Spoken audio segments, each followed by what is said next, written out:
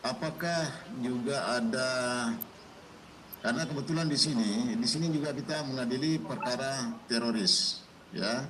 Jadi kami banyak mendengar, banyak mengetahui cerita di persidangan. Teroris ini memang dia tujuannya itu mengganti dasar negara. Dia terus terang ngomong di persidangan itu dia. Kok dia tidak sejalan dengan itu, karena dia menginginkan hukum dari Allah, tidak sependapat dengan hukum. Kalau di FPI ini apakah ada seperti itu orientasinya? Bahwa ini dasar negara atau hukum negara ini sebenarnya tidak cocok, karena ini kan bukan dari hukum Allah yang diterapkan. Ada nggak di situ biasa disampaikan? Terima kasih banyak. Saya punya tesis S2 itu berjudul Pengaruh Pancasila pada Penerapan Syariat Islam di Indonesia. Ya. Nah, jadi intisari dari tesis tersebut kami sudah sarikan, dan itu menjadi pelajaran wawasan kebangsaan wajib bagi seluruh pengurus dan anggota FPI. Di mana di dalam pedoman wajib tersebut kita jelaskan bahwa Pancasila tidak bertentangan dengan Islam dan Islam tidak bertentangan dengan Pancasila. Bahkan di situ kita sampaikan bahwa di negara Pancasila bukan hanya syariat Islam boleh berlaku, bahkan syariat Islam sudah berlaku. Nah, kita jelaskan kepada para pengurus di setiap diklat ini, majelis hakim, setiap diklat dari Jakarta sampai ke ujung daerah. Kita sampaikan bahwa hukum Islam itu kita bagi menjadi 4. Ini kaitannya dengan Pancasila. Yang pertama adalah hukum Islam yang berkaitan dengan ubudiyah perorangan, seperti sholat, puasa, haji. Itu di negara yang berdasarkan Pancasila tidak ada larangan. Bahkan pemerintah secara proaktif membantu umat Islam untuk soal pendistribusian zakat, begitu juga soal pelaksanaan ibadah haji.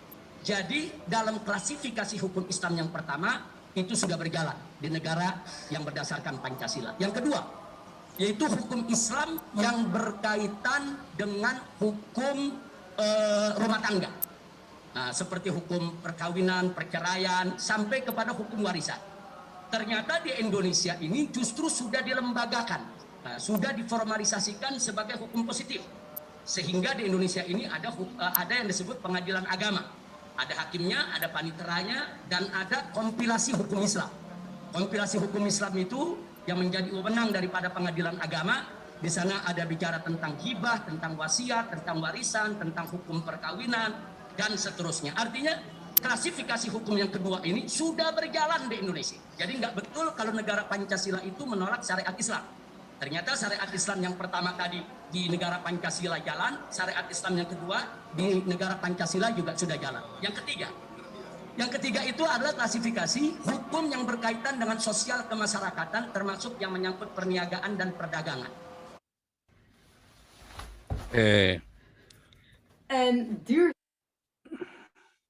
Sekarang ketuhanan di pantat ya, masih ingat ya? Ketuhanan Pancasila Soekarno ketuhanannya di pantat.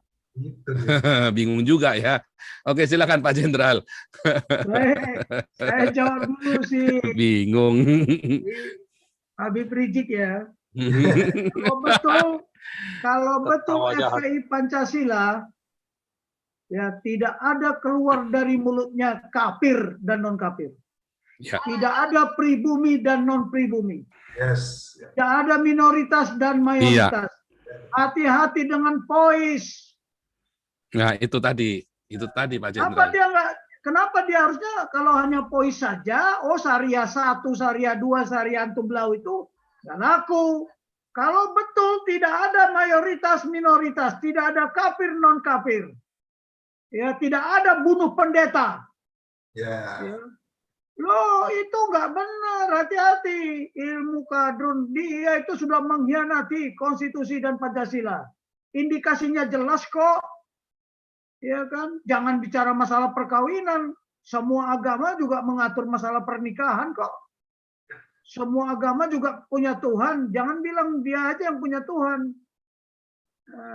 Dia harusnya dia tidak boleh menista agama, tidak boleh mengapa dia bilang tidak mau mengganti Pancasila, dia lebih parah dari teroris malah. Saya kadang-kadang jengkel lihat orang kayak gitu, hanya mulutnya aja kecomberan. Allah, sekarang dia pakai baju begitu, orang nggak pakai baju begitu disalahkan. Kalau nggak pakai jilbab, aduh, itu Pancasila. Oh, nggak ada ajaran Pancasila seperti itu. Dia nggak ngerti Pancasila. Coba saya yang menguji disertasinya, lulus dia, nggak akan lulus. Ini saya udah makan garam dengan Pancasila ini, nggak usah tanya lah. Kalau ngomongnya kayak begitu. Kemudian tadi Pak Muniaga ya, masalah dulu Pak Harto tegas. Makanya reformasi itu membuat semua kesuksesan di masa paradigma Orde Baru, kita bergerak ke titik nol, Pak. Termasuk TNI. TNI itu dibonsai dengan undang-undang TNI. Muncul lagi Komnas HAM. Ya, waduh, HAM itu ceramah kemana-mana. Itu ada namanya Dr. Heri Kristuti Krisnomo itu. Ceramah. Sekali saya berdiri situ, masih saya danmen, saya bilang, Ibu, di mobil saya itu ada senjata, Bu. Peluru tajam, saya bilang. Saya baru seminggu di Jakarta ini. Tapi kalau besok masih ada mahasiswa yang sweeping TNI, jangan salahkan saya, Bu. Ibu yang baru menjelaskan. Pelanggaran HAM, jika kita membiarkan terjadi pelanggaran HAM, sama saja melanggar HAM. Nah, kalau Ibu membiarkan mahasiswa-mahasiswa Ibu sweeping TNI, jangan salahkan saya, karena dia melanggar HAM. HAM itu juga ada singkatannya, Pak, bukan hak asasi manusia, hak asasi militer. Kalau sipil mati, human right. Tapi kalau militer mati, it is right. Apa kalian? Itu negara Pancasila. Lihat sekarang Komnas HAM, ada yang ribut nggak masalah Pancasila ini? Nggak ribut. Nah, kenapa? Karena kalau dibilang ada kafir non kafir, itu masalah HAM nggak itu? Masalah pribumi dan non pribumi, masalah HAM nggak itu? Waktu Ahok jadi gubernur, wah, bagaimana menggagalkan non pribumi harus turun tahta, rebut kembali. Ternyata Anies Baswedan juga pribumi. Orang dia orang Arab kok. Yaman. Mau Yaman kayak mau yang apa juga lah. Di bumi Arab. Nah, itu Pancasila nggak itu? Nggak Pancasila juga. Harusnya adil dong. Pak Jenderal, itu Komnas HAM masuknya ke Indonesia gimana itu? Waktu zaman Pak Harto kok nggak ada, Toto habis reformasi Toto tuh Komnas HAM ada di Indonesia. Gimana itu dulu cara? Oke, saya kasih tahu ceritanya Pak Muniaga. Ya. Itu diawali ketika Bill Clinton menjadi presiden. Ya, coba buka PC-nya Presiden Bill Clinton. Saya menginginkan dunia penuh dengan apa? Pemerintahan yang demokrasi. Di mana hak asasi manusia ditegakkan. Dan saya berharap lingkungan hidup, ya, bagaimana lingkungan hidup bisa dilestarikan sampai ke anak cucu. Itulah awal mulanya HAM itu. Oke. Dengan memanfaatkan apa? Kekuatan militer. Siapa yang tidak dia babat. Tetapi ya Indonesia berhasil dia. Ya, dengan demokrasinya itu. Makanya demokrasi itu hancur. Bahkan apa? Bahkan Indonesia dipuja-puji. Wah, nomor 3 demokrasi terbesar di dunia. Tunggu dulu, itulah makanya dia tahu kelemahan orang Indonesia itu dia tahu. Dipangku mati. Ya, terus yang kedua, begitu dia berangkat, Bill Clinton tuh berangkat ke Beijing. Ya, disambut sama Deng Xiaoping. Ya. Dia ceramah di Universitas Beijing. Coba baca sejarahnya. Ya. Wah, habis itu dia menggembar-gemborkan visinya itu loh, demokrasi, ya, terus HAM, ya, sama lingkungan hidup. Ya. Apa kata Deng Xiaoping? Anda bawa itu yang demokrasi itu ke negara, kasih makan di Amerika sana. Kalau China demokrasi sekarang, besok hari sudah tidak ada lagi negara Cina. Teratur. Begitu ada Tiananmen dibabat habis, tidak peduli. Itu. Jadi kita waktu itu ya itu tadi sudah kebingungan. Nah, ya kebingungan. Tapi coba lihat di China itu sekarang. Dulu kita bilang, wah negara komunis hancur babak belur. Malah negara komunis yang sekarang berdiri tegak kan. Lihat Vietnam, lihat China, lihat Rusia. Jadi nggak benar sekarang. Jadi kita ini karena kita mengabaikan Pancasila sebagai sumber hukum. Ingat ya, lebih penting Taiwan, Cina Pak. Tapi bisa sukses juga bukan komunis. Taiwan bukan komunis. Ya, Taiwan bukan komunis, tapi di belakangnya kan Amerika. Kalau sekarang tidak ada Amerika, mungkin Taiwan pun sudah habis juga ya. Sudah garap. Sama seperti Korea Selatan. Ya, tapi doktrin Cina dia tidak mau menghancurkan, dia tidak mau memulai. Bukan seperti kita. Kalau kita kan kalau sudah seperti Timur apa segala macam, doktrin Bandung Lautan Api itu. Kalau China dia punya strategi. Saya pernah ke Cina kok. Saya ngomong sama kasumnya, orang kedua. Dia bilang kalau kami Jenderal Tobing, kami tidak ingin menghancurkan. Tapi nanti akan kami ambil, kami rebut. Contoh dia bilang, Hong Kong sudah kembali, Macau sudah kembali. Taiwan tinggal tunggu. Tunggu apa? Tunggu Amerika hancur. Nah, sementara lihat, ya doktrin berbeda. Sumpit lawan sendok sama garpu itu beda doktrinnya. Jadi tolong itu ya. Jadi kita melihat. Jadi kalau di Indonesia itu tadi, tapi kenapa Tiananmen dibabat habis? Ngerti nggak? Itulah yang membuat kita peristiwa 98 mau dicoba kayak begitu kan? Nggak mempan. Ini Pancasila, bukan negara otoriter. Ya, saya ini pelaku sejarah loh. 98 itu saya ada di mana? Saya ada di staf operasi. Pak Joni Lumintang asisten saya waktu itu. Udah di Belanda itu. Cuma lihat di TV, kasihan saya. Sedih lihatnya orang. Iya, cobalah. Jadi kalau benar sih Habib Rizik itu dia bilang tesisnya mendukung Pancasila, ya jangan ngomong pribumi dan pribumi, kafir dan non kafir. Dia juga Yaman itu. Ya udahlah, samalah. Tapi ya udahlah. Pancasila itu lahir dari bumi pertiwi Indonesia. Seluruh suku bangsa sudah mengaktualisasikan sebelum Indonesia merdeka. Pancasila itu ada sebelum negara-negara di dunia ini ada, termasuk teroris. Ya, makanya saya bilang kalau kita mau buka di kitab Kejadian, apakah orang pertama yang namanya Adam diciptakan Tuhan tidak bertuhan?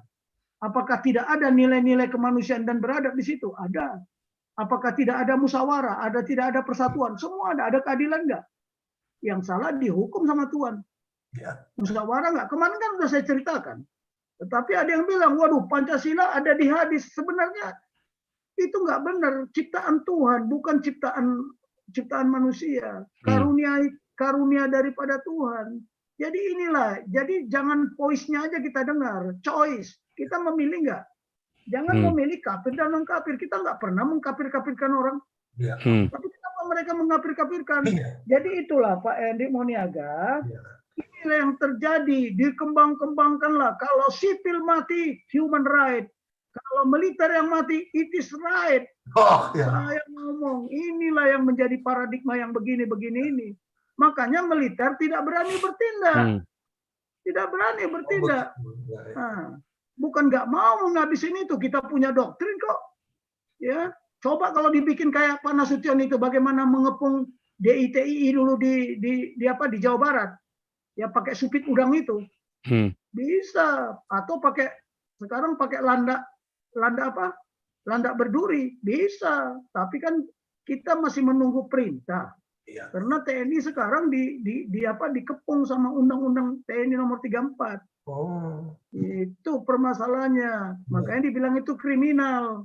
Bukan apa kan, kelompok kriminal bersenjata. Sehingga kalau kriminal ya undang-undang pidana. Ya. Tapi ketika jenderal TNI mati juga nggak bisa dilindungi, makanya TNI ngamuk lah. Iya, betul. Hati-hati loh. Makanya tadi bagaimana, apakah Pancasila ini bisa dipertahankan? Pertanyaan apakah, ya kan? Ini tadi siapa yang nanya? Apakah kan? Jadi kalau dibilang apakah, jawabnya bisa ya, bisa tidak. Saya katakan Pancasila ini masih bisa berdiri tegak di bumi persada ini. Jika apa? TNI masih memiliki nasionalisme, semangat nasionalisme, semangat juang nasionalisme, daya laksana nasionalisme. Tapi TNI sendiri nggak bisa, harus dibantu apa? Sama rakyat. Ya.